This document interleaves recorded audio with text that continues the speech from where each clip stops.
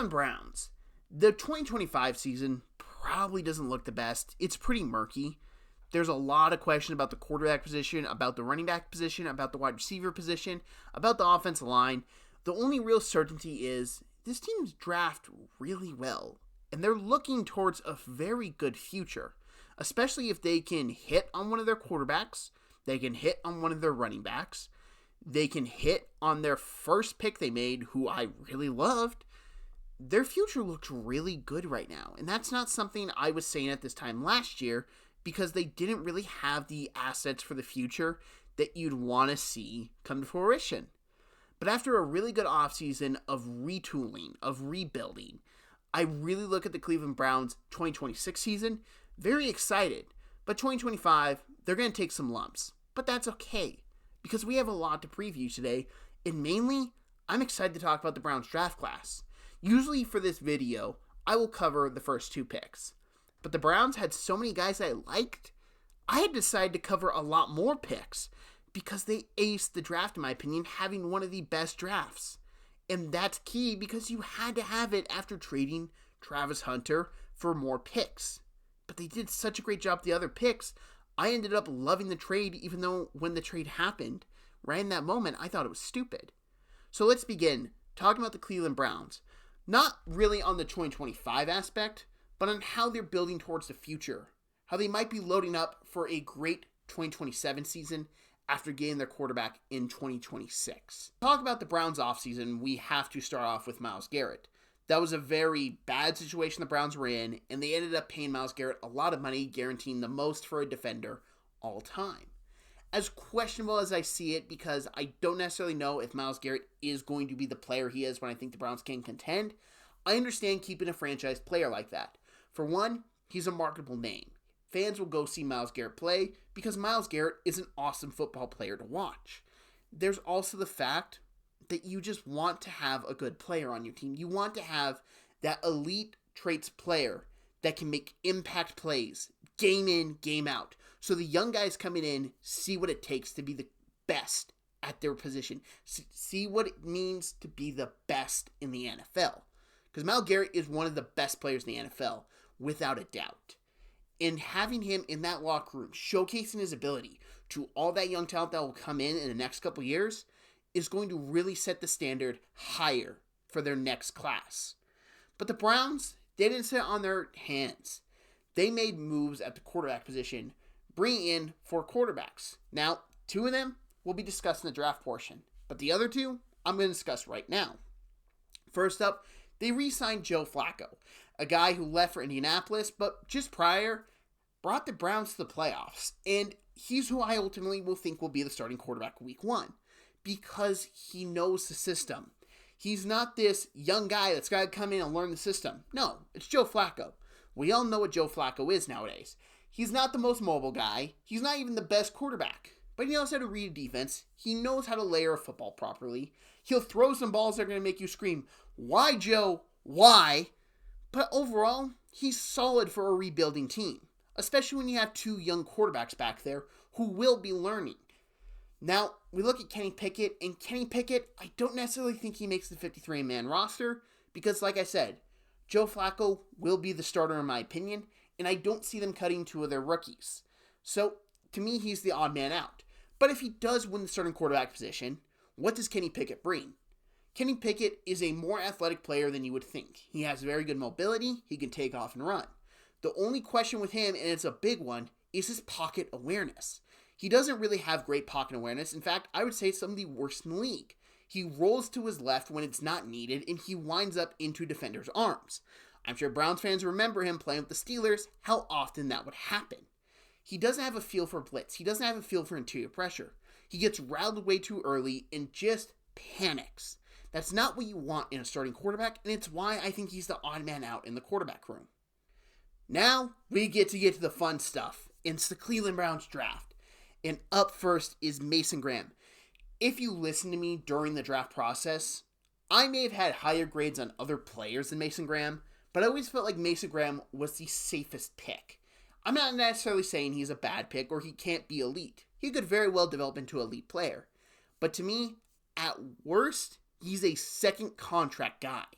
He's a very intelligent football player. He knows how to read offensive linemen when they set for a block. If they're going to set for a pass, they're going to set for a run. He knows how to build off of his pass rush moves. He has a very good bag. He has a good rip. He has a good swim. He has just good movement overall. And then you look at the fact he's going to be paired up with Myles Garrett. That is a great learning experience for him, game in, game out. I think Myles Graham will be a very good player. I don't know if he'll ever be the elite player, but if you can just get a really good, solid player to start out your rebuild, in a draft that really didn't have that many elite players, you can't complain, especially at the trade down because they got so many picks. Now, with their second round pick, they took Carson Swishinger. Carson Swishinger, I wasn't the biggest guy on. I thought he was talented. I thought he had a lot of ability, but to me, he was really raw. The Browns take him. I have no problem with it because, like I've said, they're not trying to win it all this year. They're trying to develop this young talent. Carson Swishinger, I believe, has all the abilities to be a good coverage linebacker and to play downhill, stopping the run, getting pressure on the quarterback. And he's athletic enough. I really think he's got the ability to drop back in coverage. It's just going to take some time to develop. I wouldn't expect anything big year one. Maybe not even year two, but year three, I think we see the development come into fruition. I think we see him really pop as a player. Now, unfortunately, this part has had to be re-recorded because with their other second-round pick, they took Quinshon Judkins. Due to with what's happened, I am going to not comment too much on him. If you want to know my thoughts on Judkins as a player, I have plenty of videos on the channel about him. He was a draft prospect I really loved. But with the off-the-field issues currently going on, I'm going to refuse to comment on his future with the Cleveland Browns because it's so murky we don't know necessarily what's going to happen there right now. Now we continue. Harold Fanden Jr., I didn't watch a whole bunch of him. With what I saw was a very athletic, good receiving tight end. He reminds me a lot of David Njoku in the limited reps I saw.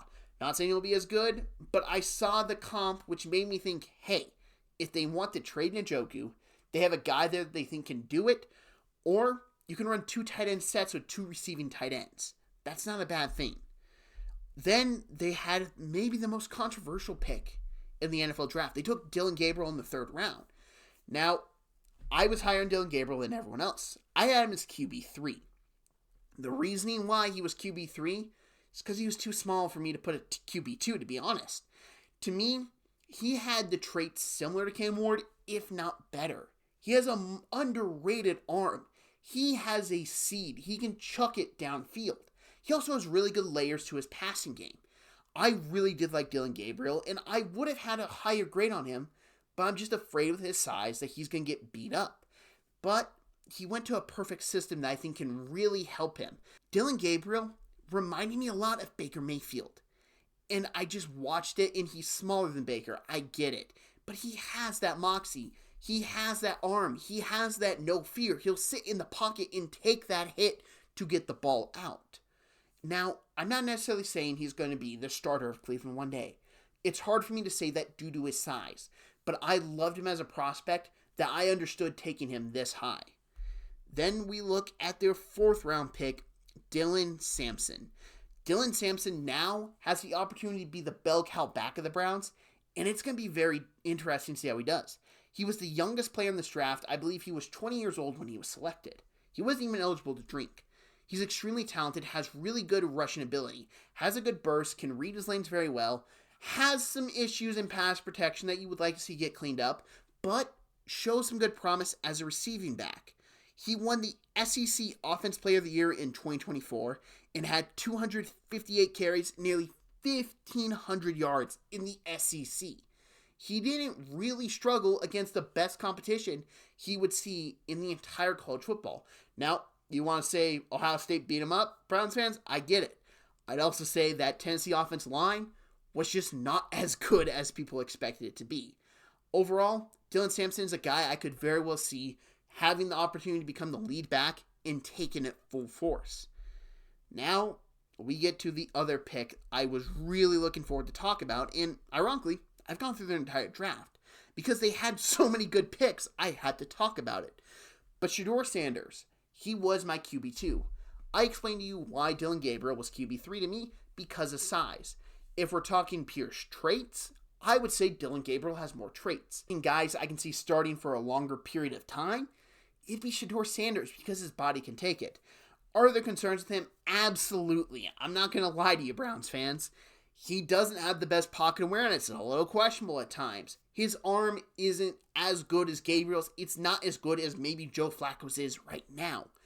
But with what Shedeur Sanders is a perfect West Coast offense type quarterback. A guy who will benefit greatly from a play-action-based pass game with RPOs mixed in. Kevin Stefanski can very much call that game and can structure a game plan that helps Shedeur Sanders out tremendously. Do I think Shedeur Sanders will be the franchise quarterback for the Browns long term? I honestly don't know. It wouldn't shock me if he did become that guy, but it also wouldn't shock me if they went a different direction. But here's something I would like to theorize that they could do.